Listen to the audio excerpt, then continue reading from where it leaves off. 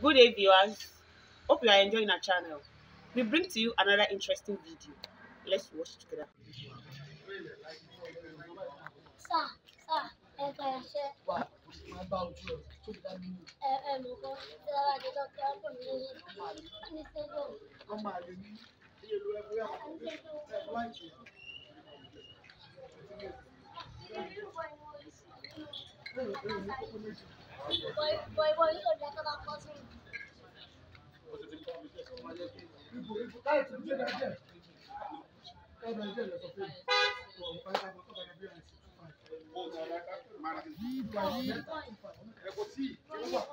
Ó jẹ́ pé èèyàn tó jẹ́ pé àwọn mi gangan ló ń jà tí bá mo máa pa nù.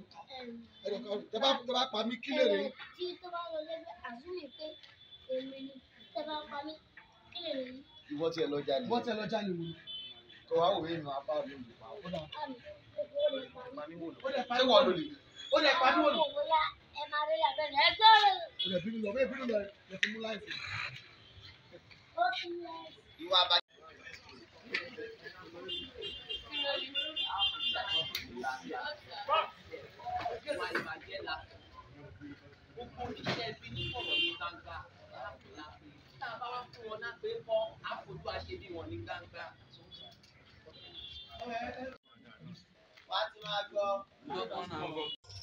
Èjìgbèdè o, èjìgbèdè ni ó gbè mí.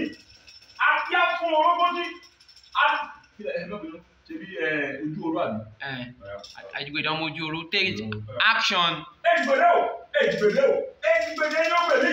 Akíá fún ojú oró tí ń lọ sàlẹ̀ àbàkà tí lọ rí kán lè lé ọmọ bíbí. Ọ̀yá, èmi agbẹ́dàbà gbé ìgbìmọ̀ yóò dùn òwú. Ẹlẹ́wọ̀n ká o, àjàmọ̀ ká o, èyí á ní oṣù nǹkan. Apanimọ̀ àgún olókìkí òun, ọ̀tá Hello my people, my name is Molly.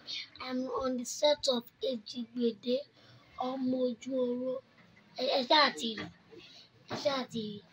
Èmi náà kọ́ o, fọ́ọ̀tì mi kọ́ o. Èmi lè gbé bọ̀n.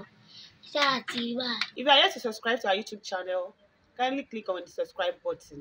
Subscription is free.